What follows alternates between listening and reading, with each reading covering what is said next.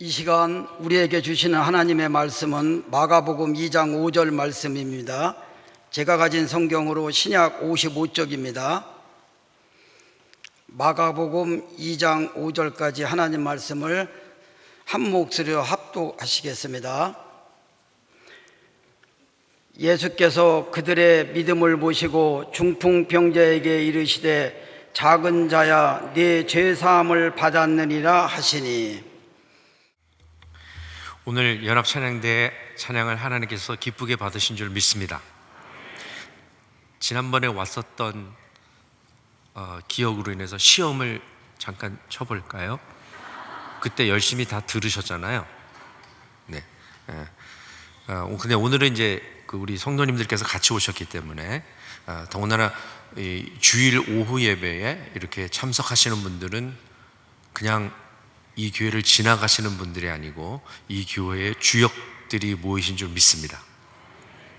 아닌가 봐요.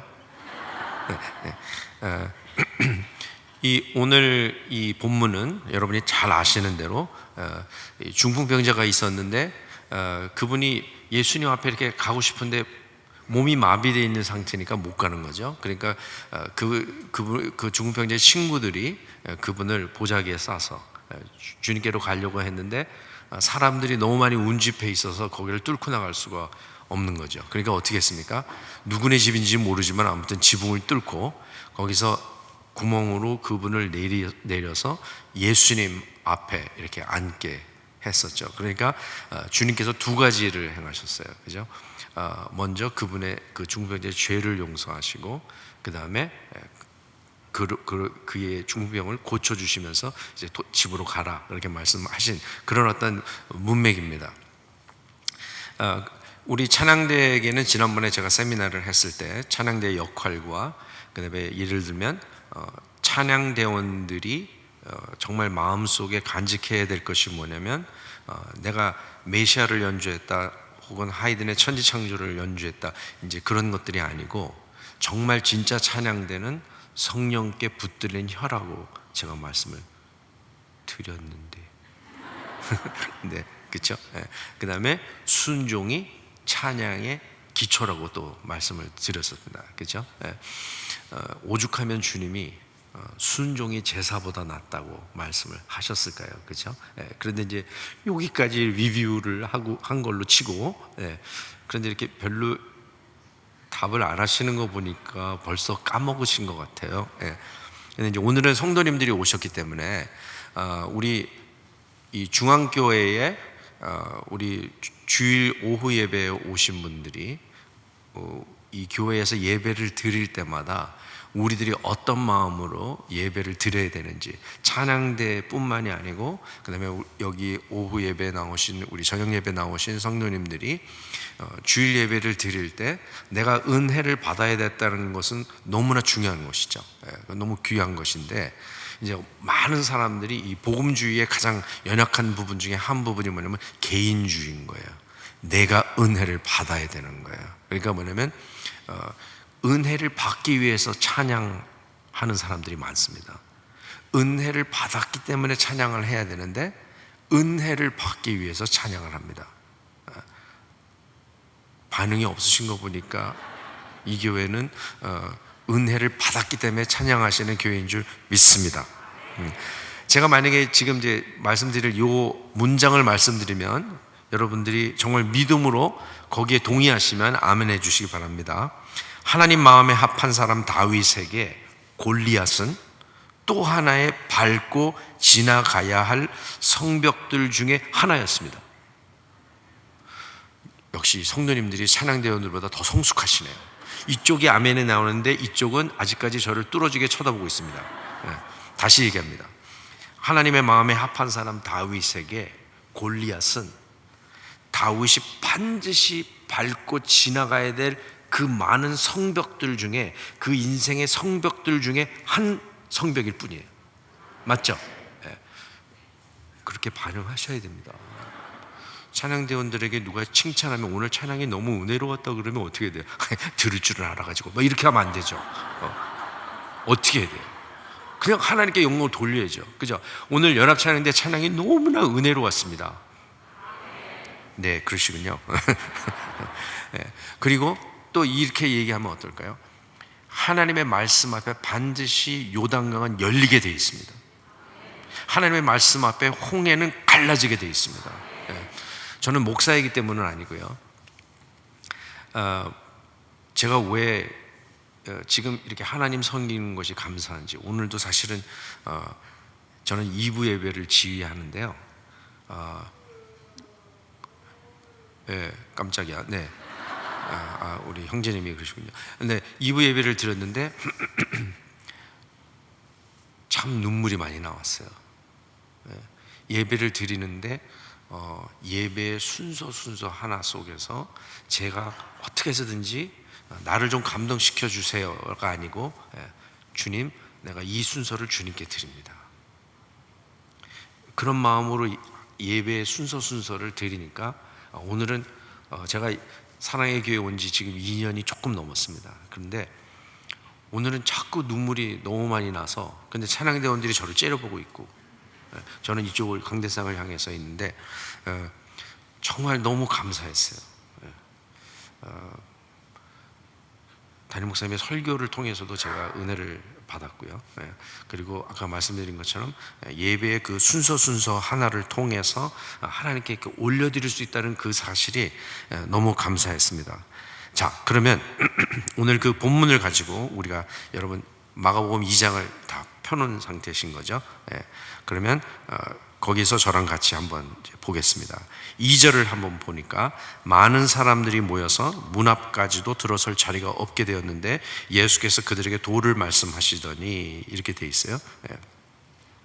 그러니까 예수님이 오셨는데 그 집이 누구 집인지 모르지만 아무튼 많은 사람들이 모였어요. 그러니까 오죽하면 중풍병자를 데리고 오던 친구들이 그 군중들을 뚫고 나갈 수가 없었던 거죠. 자, 왜 그렇게 많은 사람들이 모였을까? 마가복음 1장에 보면 그 이유가 나와요. 1장 32절에 보니까 저물어 해질 때에 모든 병자와 귀신 들린 자를 예수께 데려오니 온 동네가 그 문 앞에 모였더라. 45절에 그러나 그 나병 환자 사람이 나가서 이 일을 많이 전파하여 널리 퍼지게 하니, 그러므로 예수께서 다시는 드러나게 동네에 들어가지 못하시고 오직 바깥 한적한 곳에 계셨으나 사방에서 사람들이 그에게 나오더라. 그러니까 뭐예요? 주님이 치유를 행하시기 시작하니까 이제 그 소문을 듣고 많은 사람들이 모였습니다. 그런데 그 사람들을 우리가 한번 짐작컨대 어쩌면 그들은 예수님을 인격적으로 만나고 그분을 알기 원하는 그 마음보다는 지금 당장 나의 필요를 채우는데 급급했던 사람들일 수도 있어요. 예를 들면 오늘날로 우리가 번역을 하면 내가 운영하는 비즈니스가 정말 잘 되기 원하는 그런 마음, 혹은 아이들이 공부를 잘해서 좋은 학교에 진학하기 원하는 그런 복을 구하는 그런 사람일 수 있습니다. 혹시 여러분들의 삶 속에서 분명히 주님이라고 부르긴 부르는데 그것이 진정한 의미에서 내 삶의 모든 영역에서 주님이시라기보다는 그냥 주님의 이름이 주님이에요. 여러분은 지금 저를 보고 있는 그 얼굴 표정이 나는 그 서는 사람이 아니다, 괜히 부인하면서 저를 쳐다보고 계신데, 저는 그런 시간들이 있었습니다. 그래서 어떤 분들에게는 주님이 그저 나를 돕기 위해서 존재하시는 분으로 계실 수 있어요. 그러니까 그 얘기는 뭐냐면 여전히 내가 내 삶의 중심인 것이에요. 그리고 내 삶의 주인인 것이죠. 제가 예수님을 고등학교 3학년 때 영접했는데요. 물론 그 어렸을 때도 교회를 나갔어요. 근데 저는 필요가 있었어요. 하나님이 누구인지 알기도 전에 제가 속해 있던 가정에 너무나 큰 어려움이 있었어요. 아픔들이 있었고, 그러다 보니까 누구한테 상담할 수도 없고, 그렇게 되니까 어떻게 됩니까? 그냥 찾는 거예요. 하나님, 만약에 살아계시면 나 좀 도와주세요. 이런 마음이었어요. 그러니까 주님이라고 하는 개념을 이해하지 못했어요. 그냥 하나님 살아계시면 나 좀 도와주시면 안 됩니까? 그런 마음으로. 그런데 어떻게 됐든 간에 그렇게 시작하면 시작하면 그 다음에 하나님께서 반드시 우리를 인도해 주시는 것이죠. 오늘 수요 예배 나오신 분들은 우리 교회에 이 교회가 내 교회다라고 생각하시는 분들이 나오신 줄 믿습니다. 근데 소리가 너무 작아서 다시 묻겠습니다. 우리 주일 저녁에 오신 분들은 이 교회가 정말 내 교회라고 생각하고 믿는 분들인 줄 믿습니다. 그렇죠? 예. 그러니까 오늘 그 예수님 앞에 나왔던 그 많은 사람들 중에 예수님을 믿은 지 오래됐지만 여전히 우리가 자신의 내 자신이 신앙의 중심일 때 하나님의 풍성한 뜻에 거할 수가 없게 되는데, 그러니까 예를 들면 이제 이런 겁니다. 많은 사람들이 교회 예배에 출석합니다. 예배를 참석하면서 우리가 아닌 내가, 아까도 말씀드린 것처럼 내가 은혜를 받아야 된다는 것에 굉장히 이게 완전히 집중하는 것이죠. 그러니까 찬양도 내가 좋아하지 않는 찬양을 앞에서 인도하면 안 따라하는 거예요. 심한 경우는 전 이런 경우도 봤습니다. 앞에서 찬양팀이 인도하는데 갑자기 기독 신문을 쫙 피는 성도들도 미국에 있을 때 경험한 적이 있습니다. 많은 사람들이 교회에 출석합니다. 예배를 참석하면서 우리가 아닌 내가 은혜 받는 것이 너무나 중요하고, 교회를 오랫동안 출석했지만 훈련 혹은 봉사보다는 그냥 은혜 받는 것이 너무 중요한 거예요. 제가 섬기던 어떤 교회는 주차가 700대 정도가 들어오는 데 있었는데, 분명히 만차가 됐다고 다 찼다고 그러는데도 그냥 밀고 들어오는 거예요, 차로. 그러니까 주차하시던 집사님이 너무 놀라가지고 자기도 모르게 그 차를 세운다고 그 본네트를 쾅 쳤는데 너무 세게 쳐가지고 거기 손자국이 났어요. 그래서 그분이 교회를 수했습니다. 교회를 소송을 걸어가지고 그걸 또 물어주는 그런 일들도 있었어요. 그래서 우리가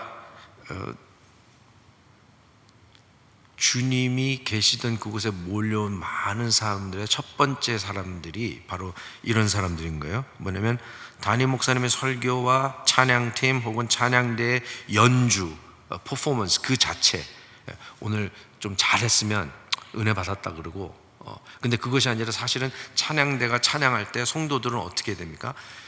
잘하든 못하든 그 찬양을 통해서 최선을 다해서 이분들이 찬양을 하게 되니까 성도님들이 그 찬양을 함께 하나님께 올려드리는 것이죠. 그리고 왜 파마를 저렇게 했을까? 혹은 왜 저런 귀걸이를 했을까? 뭐 이렇게 생각하지 않고 뭐예요? 찬양대가 찬양을 할 때 하나님을 바라보는 것입니다. 자, 그러면 그런 그룹이 하나 있었고, 두 번째 그룹을 잠깐 보겠습니다. 6절을 보니까 서기관들이 그 자리에 와 있었습니다. 서기관이라고 부르는 그 사람들은 신약시대의 율법학자들이죠. 종교적으로 대부분 바리새인들이었고요. 지도적인 서기관들은 바리새파의 우두머리들이었습니다. 율법을 해석하고 율법의 요구사항들을 백성들에게 가르치는 일을 맡았던 이들입니다. 근데 참 희한한 것은 예수님이 말씀하시기를 이렇게 말씀하신 것이 있어요. 서기관대로 가르침대로 살아야 하지만 그들의 행위, 외식하는 것을 본받지 말라고 하셨어요. 그러면서 마태복음 23장 3절에 보니까 그러므로 무엇이든지 그들이 말하는 바는 행하고 지키되 그들이 하는 행위는 본받지 말라. 그들은 말만 하고 행하지 아니하며 또 무거운 짐을 묶어 사람의 어깨에 지우되 자기는 이것을 한 손가락으로도 움직이려 하지 아니하며 그들의 모든 행위를 사람에게 보이고자 하나니. 그런 자들을 본받지 말라고 얘기하셨습니다. 그러니까 거기에는 종교 지도자들도 와 있었어요. 그 당시 종교 지도자들은 성전에서 제물을 드리는, 번제로 드리는 그 비즈니스, 그것이 굉장한 이윤이었거든요. 거기에 인볼브되어 있던 사람들이 바로 종교 지도자들이었습니다. 그러니까 오죽하면 주님께서 독사의 자식들이라 라고 말씀을 하셨을까요? 그러니까 그 당시의 종교 지도자들은 하나님보다는 자신의 명예 그리고 사람들의 인정. 왜냐면 사람들 앞에서 자꾸 내가 이런 일을 한다라는 것을 보여주기를 너무나 기뻐했던 것이죠. 예. 근데 너무나 놀라운 것은 종교 지도자들이었는데 하나님의 아들이 오셨을 때 못 알아보는 이런 비극적인 사건이 있었어요. 예. 그러니까 이 사람들은 예수의 생명 혹은 성령님의 인도하심이 뭔지를 모르면서 자기의 위치, 포지션, 자기의 위치만 가지고 일하는 자들이에요. 사람들을 부리는 자들이고 마치 교회에 오래 다닌 것이 어느덧 자기의 계급장이 되어버린 사람들이에요. 그러니까 결국 주님의 음성보다도 자기의 목소리가 더 커지는 사람들일 수 있습니다. 성경에서 이런 사람들을 뭐라고 하냐면 자기의 배를 위해 사는 사람들이라고 총칭합니다. 그리고 영적인 실체, 예수님이 나타났을 때 권능이신 예수님이 그들 가운데 오셨을 때 정작 알아보지 못하는 거예요. 그러니까 이런 사람들은 또 오늘날로 우리가 조금 해석을 해보면 누가 조금만 자기 의견에 반대되는 의견을 이렇게 좀 얘기를 하면은 견디지 못하는 거예요. 자기를 반대한다고 생각하는 것이죠. 예. 그래서 제가 50이 됐을 때 제가 정말 뼈저리게 느낀 것이 있어요. 제가 이제 남가주 사랑의 교회에서 21년 동안 있었던 교육자이기 때문에 제가 이제 대학 교수를 풀타임으로 하면서 남가주 사랑의 교회에서 파트타임으로 이제 음악 목사직을 수행하고 있었는데요. 10몇 년이 넘어가니까 굉장히 오래된 교육자가 됐어요. 제가 20년이 넘어갔을 때는 제가 가장 오래된 교육자가 됐습니다. 왜냐하면 몇 년 있다가 다 이렇게 다른 데로 나가게 되니까. 그러다 보니까 교회에서 풀타임 교육자는 아니었지만 교회에서 하도 오래 있으니까, 그리고 나이가 제일 많았어요. 그렇게 되니까 어떻게 되냐면 제가 무슨 얘기를 할 때 너희가 다 들어야 돼, 이런 마음이 제 안에 자꾸 생기더라고요. 그러면서 점점 음성이 이렇게 높아지기 시작하고, 근데 정작 그런 상황이 안 되면 기분 나빠하고,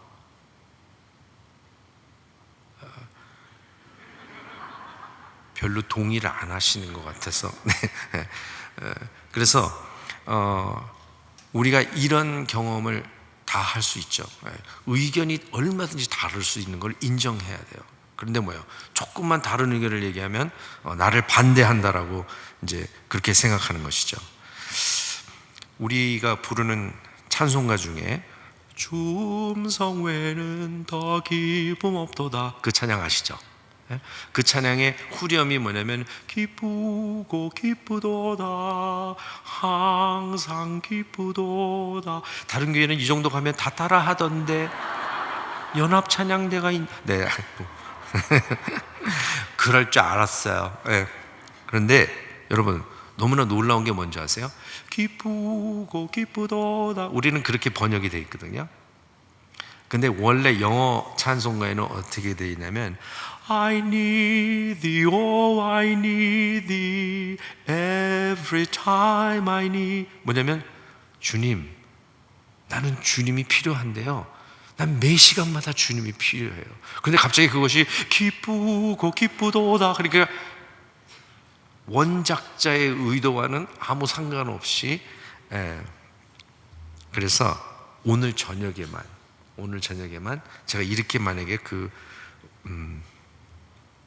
만약에 부른다면 내 삶의 순간마다 함께 하옵소서, 나 주께 왔사오니 복 주옵소서. 무슨 말인지 아시겠죠? 이 찬양을 하실 때마다 꼭 기억하셨으면 좋겠어요. 주님, 나는 정말 주님이 너무 필요합니다. 그리고 매 시간마다 내가 주님이 필요합니다. 근데 세 번째 인물이 나옵니다. 첫 번째는 많은 사람들이 오고, 그 다음에 그들 중에 있는 종교 지도자들이고, 세 번째 사람은 바로 중풍병자입니다. 이제 오늘날은 의학이 발달되어 있기 때문에 우리 뇌졸중이 와도 어떤 일정한 시간 안에 병원에 도착하면 정말 이렇게 온몸이 마비된다든지 그런 것을 피할 수 있죠. 그런데 여러분, 몸이 마비되면 제가 제 몸의 어떤 부분이 마비된 적이 없기 때문에 제가 잘 모르지만 이 사람은 어떤 사람이었냐면 다리가 마비가 된 상태이기 때문에 움직일 수 없는 거예요. 그러니까 친구들이 보자기에 그분을 싸서 주님 앞에 데리고 가는 것이죠. 마비된 사람들의 그 마음의 답답함은 아마도 우리가 아무리 이해하려고 해도 내 몸이 마비되지 않는 한은 아마 잘 모를 거예요. 그런데 그 당시에 이 뇌졸중이나 어떻든 이 몸이 우리 그 중풍병자라고 얘기하잖아요. 그것에 대해서 칼버리 채플이라고 하는 미국의 이제 유명한 큰 교단이 있어요. 거기에 척 스미스 목사님이라고 돌아가셨는데 그분이 주석에서 뭐라고 말씀하시냐면 그 당시에는 매독이라고 하는 성병이 고칠 수 있는 항생제가 없었어요. 그러니까 어떻게 됩니까? 만약에 성병에 감염이 되면 그것이 이제 결국은 결과적으로 뇌졸중으로 될 수 있다는 것이에요. 그러니까 여러분, 그 사람이 매독으로 그렇게 됐는지 아니면 어떤 이유에서든지 우리는 알 길이 없어요. 그러나 그 사람은 자기 자신만이 아는 그의 죄가 있었겠죠. 그것이 어떤 것이었던 간에 화장실을 가려고 해도 자기 마음대로 못 가잖아요. 누군가 자기를 도와줘야 되고, 요새 같으면은 얼마든지 여러 가지 방법을 통해서 그것이 가능하지만 그 당시는 정말 내가 스스로 움직일 수 없고 항상 누군가의 도움을 받아야 되는 그 자신의 연약함을 느낄 때마다 자신의 죄를 기억하는 것이에요. 그리고 그 죄책감으로 또 몸부림쳐야 되고. 근데 이 중풍병자의 모습, 하나님은 왜 마가복음 2장을 우리로 하여금 읽게 하셨을까요? 이 중풍병자의 삶의 모습이 바로 우리의 모습이기 때문이다. 제가 마가복음을 좋아하는 이유는 성경에 예수님을 맞닥뜨리는 사람들의 이야기들이 너무나 자세하게 나와 있어요. 그래서 나중에 어느 날 제가 알게 됐어요. 예수님을 맞닥뜨린 그 사람들이 바로 나의 모습이구나. 그럴 때 은혜가 우리에게 임하는 것입니다. 여러분, 몸이 마비됐다는 것을 오늘날로 우리가 조금 적용을 해봅시다. 끊고 싶은데 내 자신의 힘으로 되지 않아서 낭망하는 분들, 너무나 낙심해 있는 사람들일 수 있어요. 혹은 우리의 죄로 인한 죄책감 때문에 나를 향한 하나님의 선하신 계획을 믿음으로 바라보지 못하는 영적 질식의 상태일 수도 있습니다.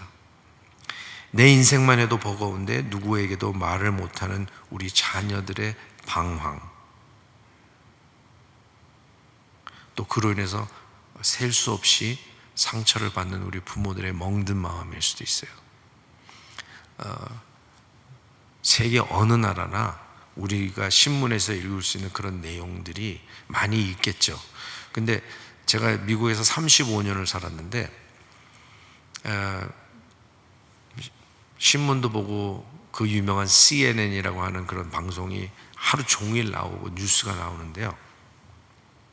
제가 2년 동안 우리나라 신문에서 봤던 그 비극적인 사건들 믿을 수가 없었어요.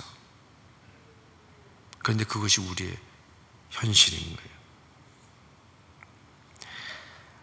정말 자녀들과 행복하게 살고 싶은데 그 아이들이 어떤 중독에 걸려 있다든지, 지금도 이제 우리나라는 마약이 드디어 이제 굉장히 많이 퍼지고 있죠.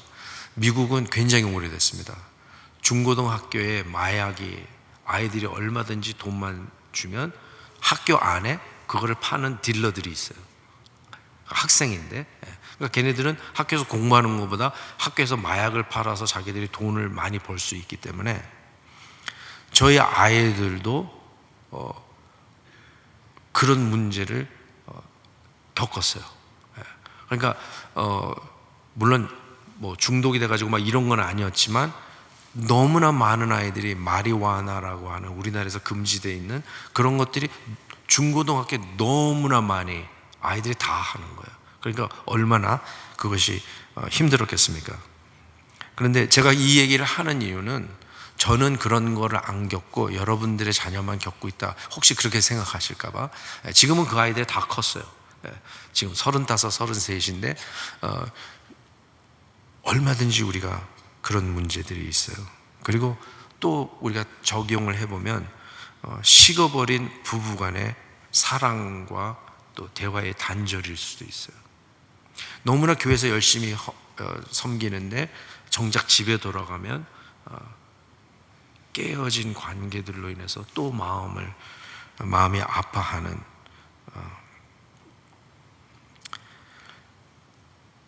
결혼 생활을 제가 36년 했습니다. 36년 했는데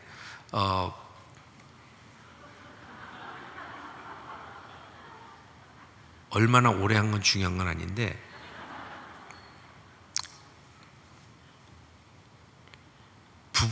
부부는 언제든지 싸울 수도 있죠. 그렇죠? 근데 저희는 또 음악을 둘 다 했어요. 와이프는 작곡을 박사를 했고 저는 또 성악으로 지휘로 공부를 했는데, 그러다 보니까 집사람이 제가 지휘하던 찬양대 올겐을 하고 있고 저는 지휘를 해요. 그리고 어떤 때는 집사람의 작곡한 곡을 제가 연주를 하는데 해석이 다른 거예요. 그러면 작곡가하고 지휘자가 싸우면 누가 이길까요? 네, 당연히 작곡자가 이기죠. 네. 까불다가 여러 번 꼬랑지를 내리곤 했는데, 우리가 어떤 때 이렇게 좀 어떤 이슈를 가지고 어떤 주제 때문에 관계가 잠깐 이렇게 소원해질 때가 있죠. 그건 뭐 누구든지 다 겪는 것이에요. 근데 제가 말하는 이 부부의 이 바로 이런 관계라는 건 뭐냐면, 너무나 오랜 세월 동안 안 맞아도 너무나 안 맞는다고 생각하는 거예요. 근데 여러분, 부부들에게 한번 물어보세요. 너무 잘 맞는 사람 부부를 발견할 수 있는지 한번 물어보세요. 지금 찬양대 빨리 옆 사람한테 물어봐요. 어때?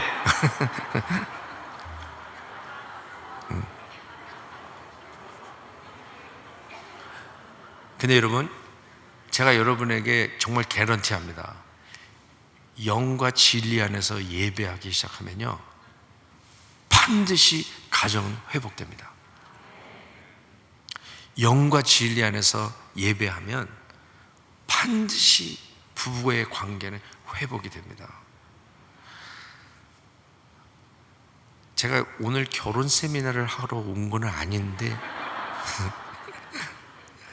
저에게 그 예수전도단의 오대원 목사님이라고 미국 분이셨는데, 데이비드 라스 목사님이라고 하는 분이 저희 주례를 해주셨어요. 왜냐하면 두 사람 다 예수전도단에서 섬겼기 때문에. 근데 그분이 저희 결혼할 때 말씀해 주신 부분이 뭐였냐면, 가나안의 혼인잔치예요. 그런데 뭐라고 말씀하셨냐면, 여러 가지를 말씀하시지만 한 가지만 제가 여러분에게 나누면, 처음에 가져왔던 포도주가 다 떨어졌잖아요. 그렇죠? 그러니까 예수님이 어떻게 합니까? 돌 항아리에, 그러니까 사람들이 집으로 들어올 때 손발을 씻는 그 항아리에 물을 가득 채우라. 그리고 종들을 보고 그 물을 갖다 주라. 사람들에게 갖다 주라고 하면서 뭐라 하냐면, 거기에 연회장, 그러니까 그날 파티에 가장 모든 것을 책임지는 사람에게 먼저 갖다 주라고 얘기하니까, 연회장이 무슨 얘기를 했어요? 아니, 보통 보면 처음에 좋은 술을 내놓고 그 다음에 사람들이 술 취하면 싼 술을 내놓는데, 어떻게 최상급 포도주를 마지막 순간까지 갖고 있었는가? 왜냐면 물로 만든 건데 그거를 갖다 주라고 하니까, 그 물을 믿음으로 날랐던 하인들의 이름이 성경에는 안 나와 있지만, 그 사람들이 믿음으로 갖다 주기 시작하니까 물이 포도주가 되어버리는 거예요. 근데 그 포도주로만 되는 것이 아니라 최상급 포도주가 되어버리는 거예요. 그러니까 뭐냐면, 지금 여러분 부부의 관계에 문제가 있을지라도, 회복이 불가능한 문제가 있을지라도, 그것을 주님께 갖고 나가면 반드시 회복됩니다. 반드시 회복됩니다. 내가 죽지 않고 예배를 드리기 때문에 계속 문제가 있는 거예요. 그런데 저희 부부관계에서도 제가 죽어야 되는 걸 항상 하나님이 기억시켜 주세요. 그런데 여러분, 그런 기억을 시킨다고 제가 항상 옳고 저기가 그르겠습니까? 그렇지 않거든요. 내가 잘못할 때도 얼마든지 있잖아요. 그런데 뭐예요? 거기서 내가 복음적으로 산다는 것은 뭐냐면, 내가 정말 잘못했을 때 미안합니다, 나를 용서해 달라고 얘기하는, 바로 그것이 예배예요. 그런데 뭐예요? 남자들 쫀심 세우다가 너무 어려운 관계까지 가는 거예요. 그런데 여러분, 정말 하나님을 경외하고 하나님을 사랑하는 우리 남편들은 집사람에게, 아내들에게 자기가 잘못했을 때 정말 잘못했다고 고백하는 거예요. 그런데 또 여자들은 지난 주일 예배에 오셨던 그분이 얘기했잖아, 잘못을 구하라고. 또 이렇게 하면 안 되겠죠. 자, 그래서 이제 그 예수님 앞으로 나왔던 그 많은 사람들을 우리가 분석했어요. 그죠? 그런데 이런 상황 속에서 이제 중풍병자에게 무슨 일이 일어납니까? 3절에 보니까 사람들이 한 중풍병자를 4사람에게 메워가지고 예수께로 올세 무리들 때문에 예수께 데려갈 수 없으므로 그 계신 곳에 지붕을 뜯어 구멍을 내고 중풍병자가 누운 상을 달아내리니, 이렇게 얘기하는 거예요. 자, 여러분, 여기에는 예배라는 단어가 하나도 안 나와요. 근데 여러분, 예배가 무엇입니까? 주님 앞에 나가는 것이에요. 벌써 여기에 예배라는 단어가 나와 있지 않지만 주님 앞에 나가는 것이에요. 그죠?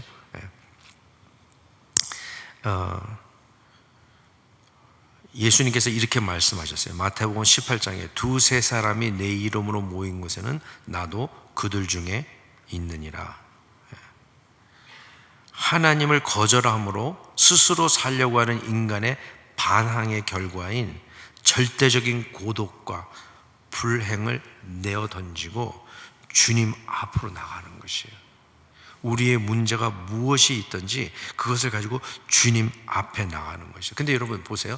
중풍병자에게 가장 필요한 치유가 무엇이었을까요? 죄 문제였을까요? 아니면 그 사람의 중풍병이었을까요? 분명히 저는 이 말씀을 처음에 묵상할 때 그 사람에게 진짜 필요한 것은 중풍병의 치유라고 생각했거든요. 근데 주님은 우리 인간이 아니세요. 주님은 다 보시고 다 아시는 거예요. 그러니까 어떻게 됩니까? 육체의 병의 치유보다도 더 깊은 우리의 영적인 병을 이미 아셨어요. 그래서 마가복음 2장의 말씀에 보니까 중풍병자에게 예수님은 네가 만일 나에게 병만 고치려고 오는 것이라면 그것은 진정한 자유가 아니라고 말씀하시는 거예요. 질병과 문제는 언제든지 또 올 수 있어요. 근데 네 안에 있는 모든 죄와 염려, 너의 존재 자체를 나에게 맡기라, 이렇게 말씀하시는 거거든요. 예수님은 그 어떤 죄도 다 용서하실 수 있는 놀라우신 분이십니다. 여러분, 하나님의 은혜보다 더 큰 죄가 없어요.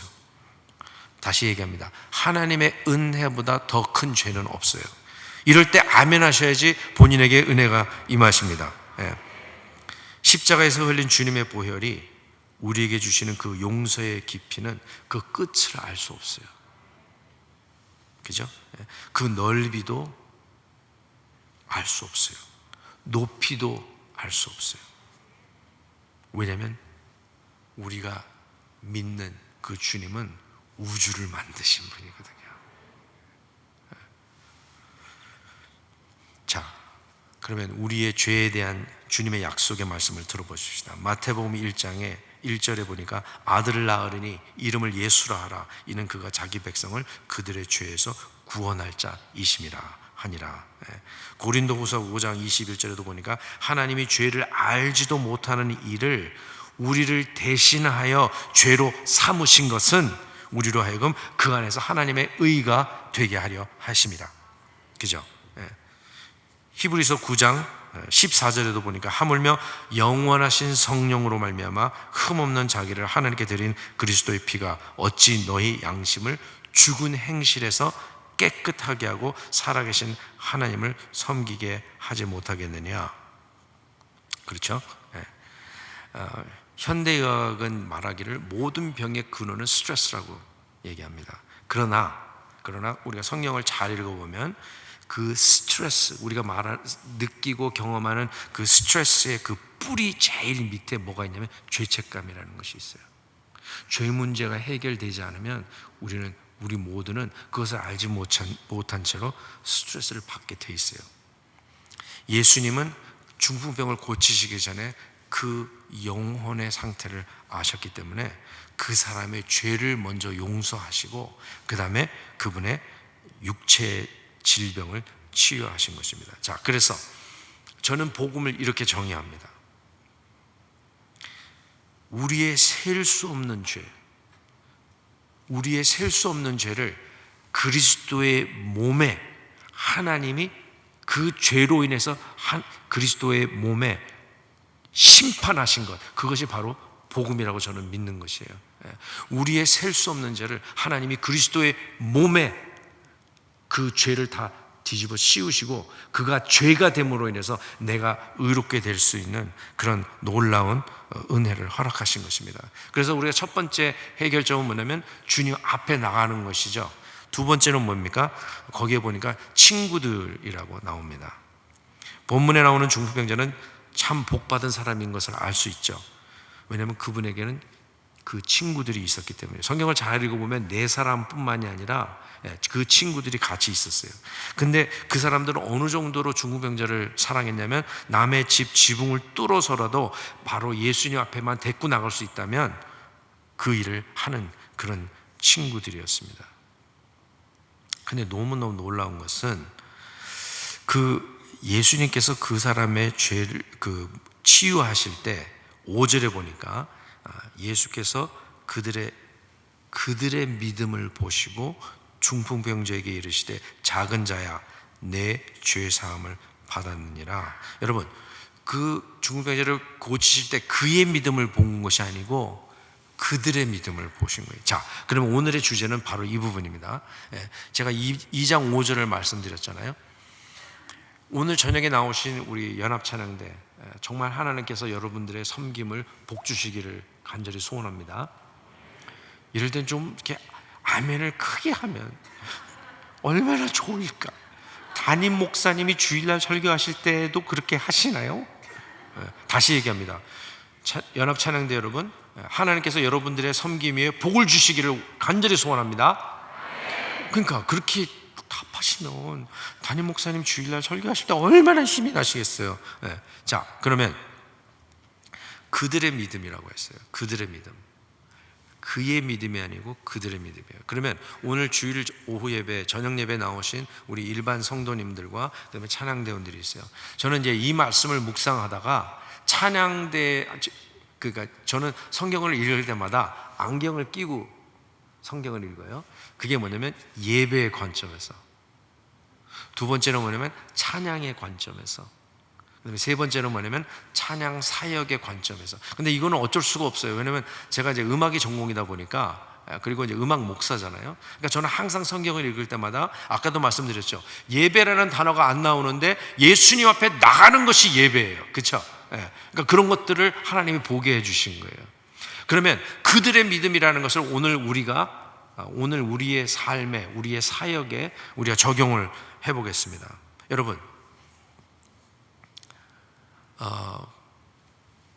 제가 지난번 세미나 왔을 때 여러분이 다 잊어버리신 예화를 하나 드리겠습니다.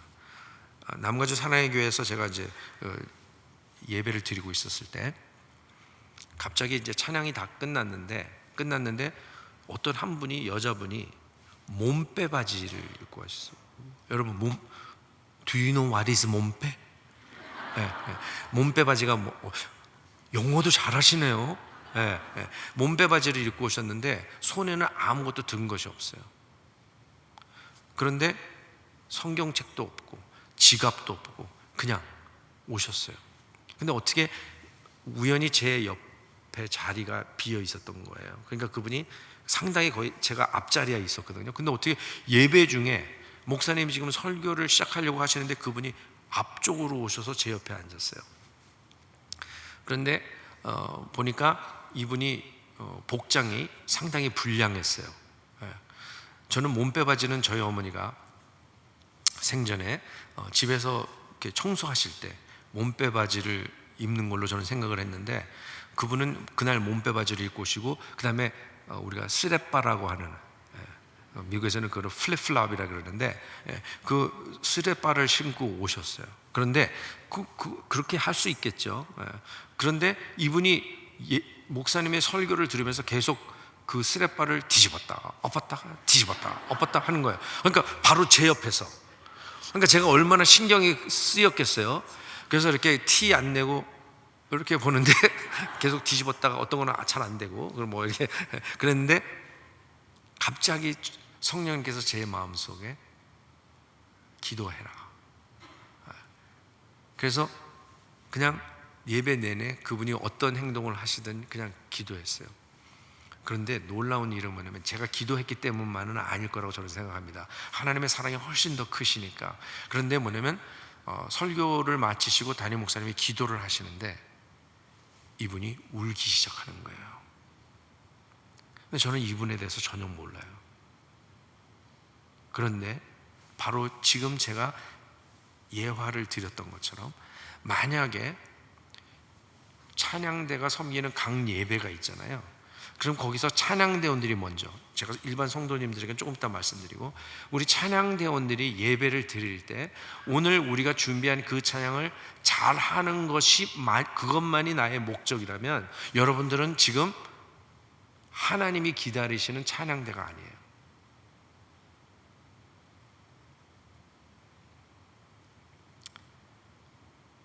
지금 새롭게 일어나고 있는 찬양대의 부흥은 어떤 것이냐면, 찬양대가 담임 목사님과 함께 영적 전쟁을 감당하는 사역으로 들어가는 것이 지금 하나님이 이 세대에 기다리시는 찬양대의 참된 부흥이에요.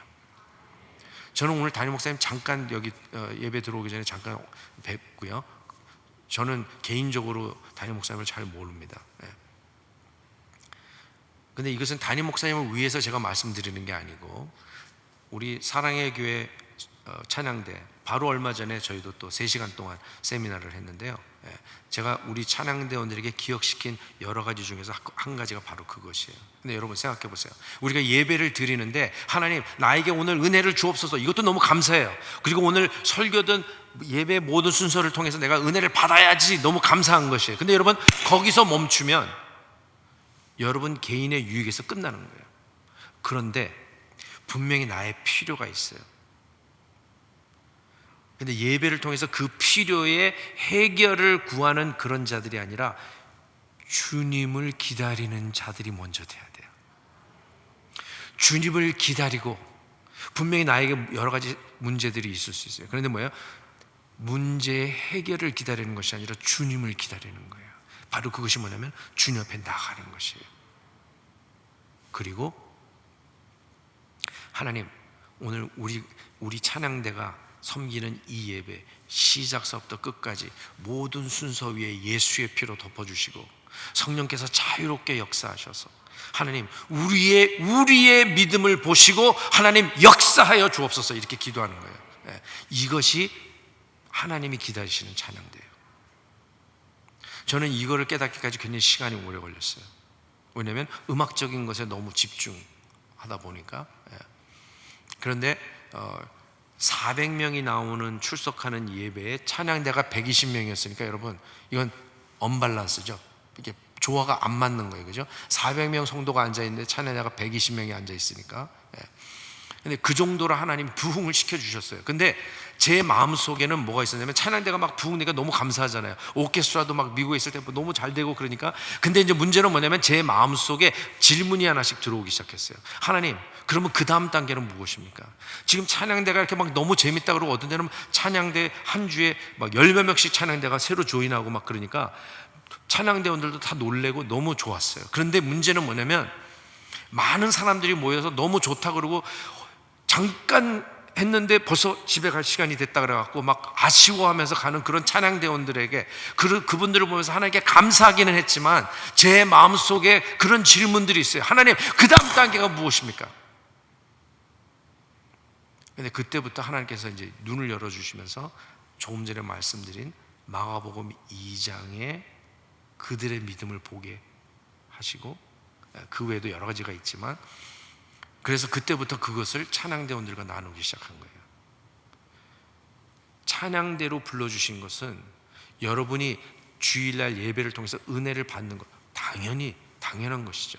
그런데 문제는 거기서 멈추니까 찬양대에 문제가 생기기 시작하면 찬양대를 뭐라 그러냐면 능력 있는 백수들의 집단이 모인 곳이 뭐 이런 얘기들을 찬양대에서 부정적인 얘기를 하는 사람들이 얘기를 하는 거예요. 그런데 아까도 말씀드린 것처럼 그들의 믿음이 되게 해 주옵소서, 내가 그들의 믿음이 되게 해 주옵소서 할 때 하나님은요, 성도들의 영안을, 그날 이 예배에 참석한 성도들의 영안을 열어주셔서, 여러분 생각해 보세요. 우리가 예배를 드릴 때 나의 문제가 해결되는 그 정도 수준이 아니고, 우리가 예배를 드리기 시작하는데 갑자기 어느 순간에 하나님이 우리의 영을 확 열어주시면서 엘리사의 종이 봤던 아람 군대, 자기를 포위하고 있던 아람 군대보다 더 많은 불병과 불말들을 보게 될 때 예배는 끝난 것이에요. 내 삶에 지금도 함께 하시는 하나님의 불기둥과 구름 기둥을 확인하게 될 때 우리의 모든 문제는 다 끝나는 거예요. 그렇기 때문에 주님께서 뭐라 하느냐, 너희는 먼저 그 나라와 그의 의를 구하라. 여러분, 그의 의를 구하라니까 많은 사람들이 착각해요. 의롭게 살아야 되는데. 그거 아니에요. 그의 의를 구하라는 것이 뭔지 아세요? 여러분들이 이번 한 주 동안 너무나 기도를 많이 하고 너무나 찬송을 많이 하고 좋은 일을 많이 하고 선한 일을 많이 해도 그것이 주님 앞에 의가 되지 못해요. 그건 걸레예요. 진짜 우리의 의는 무엇입니까?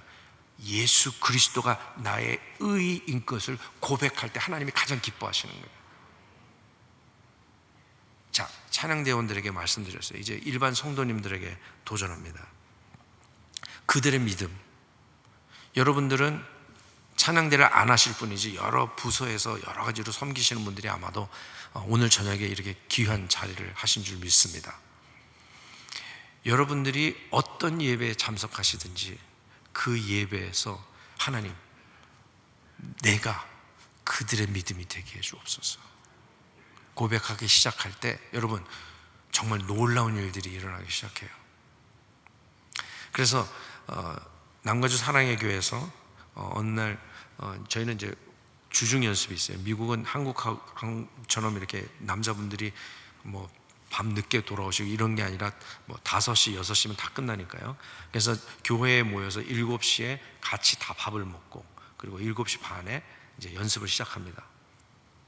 그런데 이제 어느 날 제가 같이 식사를 하고 제가 조금 식사가 빨리 끝나서 찬양대실에 와서 제가 그 악보를 이렇게 준비를 하고 있는데 찬양대원 집사님 60이 훨씬 넘으신 한 집사님이 이제 식사하시고 들어왔어요. 그러니까 두 사람이 있는데 제가 그분 아는 척도 안 하고 계속 제 할 일을 하고 있으면 예의가 아니잖아요. 그래서 집사님 오셨어요. 그래서 제가 여쭤봤어요. 집사님 찬양대 몇 년 동안 하셨어요? 그러니까 목사님 저는 초등학교 때부터 했습니다. 한국에서. 그런데 미국에 온 다음에 그 다음에 남가주 사랑의 교회 찬양대 조인을 했는데 이분이 이런 말씀을 했어요. 남가주 사랑의 교회 오고 나서 저는 처음으로 진정한 찬양대가 뭔지를 알기 시작했어요. 그래서 실은 몇 년 안 된 거예요. 그런데 제가 그 얘기를 듣다가 제가 갑자기 눈물이 핑 돌았어요. 예. 왜냐하면 그 고백이 너무 저한테는 힘이 됐어요. 많은 사람들이 음정 박자 안 틀리고 그러면 오늘 실수 안 하고 했다 그러면 잘했다고 생각하는 그 수준에서 머무는 찬양대들이 너무나 이 세상에 많은데, 찬양대원들이 그 예배의 중보 기도자로 서기 시작하는 것을 이 집사님은 처음 들었던 거예요. 그러니까 이분이 깨지기 시작한 거예요. 그리고 예배가 무엇인지, 영과 진리로 예배하기 시작할 때 정말 우리의 영안이 열리면 우리가 지금 겪고 있는 그 어떤 문제보다도 훨씬 더 많은 하나님의 불병과 불말을 보는 것이고, 지금도 내 삶에 함께 하시는 주님의 불기둥과 구름기둥, 낮에는 구름기둥으로 우리에게 그늘을 허락하시고 밤에는 불기둥으로 우리의 삶을 지키시는 그 주님을 붙들기 시작할 때 변화가 일어나기 시작하는 거예요. 그러니까 여러분, 하나님이 기다리시는 찬양은 여러분의 삶에 지금 일어나고 있는 변화예요. transformation, information이 아니고 transformation. 여러분의 삶이 변하는 거예요. 그래서 바울은 로마서 12장 1절 2절에서 이렇게 말씀하지 않습니까? 마음을 새롭게 함으로 변화를 받으라. 남자의 자존심, 그거 하나 지키려고 끝까지 깨진 관계를 똥꼬집으로 유지하는 너의 그것을 빨리빨리 버려버리고 어린아이와 같은 심령으로 나의 잘못을 인정하고 그리고 나오라는 것이에요. 그렇게 될 때 여러분의 가정은 반드시 변화합니다. 여러분, 저라고 싸운 적이 없겠어요? 싸웠다는 게 다른 게 아니라 뭐 치고받고, 그거는 절대로 있어는 안 되는 거죠. 말로 치고받는 걸 얘기한 거예요. 그러니까 이제 정말 제가 생각해도 정말 잔인할 때가 있어요. 근데 그거를 어느 순간에 주님 앞에 나갈 때 성령께서 우리를 그냥 내버려 두시지 않잖아요. 그죠? 그리고 내가 변화하는 내 삶의 그 변화가 하나님이 기다리시는 찬양이라는 것을 알게 되면 우리의 삶은 반드시 변하게 되어 있습니다. 그래서 오늘 저녁에 오신 모든 우리 성도님들, 그리고 연합찬양대, 작년에 제가 왔을 때 저는 굉장히 여러분에게 아주 너무나 좋은 인상을 가졌어요. 세미나를 하러 왔는데 바깥에 출석부가 있더라고. 서울에서는 상상할 수 없는 일이에요. 오세요 그러면 온 사람들 데리고 세미나하고 그러는데, 여기는 왔더니 각 찬양대별 출석부가 다 있어. 좀 무서운데요, 그렇죠? 근데 여러분, 저는요 너무 건강한 거라고 생각하는 거예요. 그래서 찬양대원들이면 찬양대에서 교회에서 준비한 그런 세미나가 있다 그러면 의무적으로 다 오셔서 거기서 은혜 받고, 그리고 또 변화되고, 그리고 새로운 각오로 예배를 드리고 찬양을 드리는 그런 놀라운 변화들이 여러분의 삶 가운데 계속해서 일어나시기를 주님의 이름으로 정말 부탁드립니다.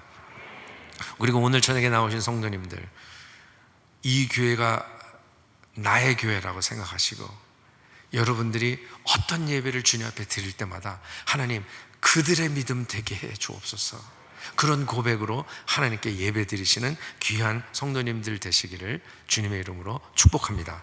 기도하겠습니다.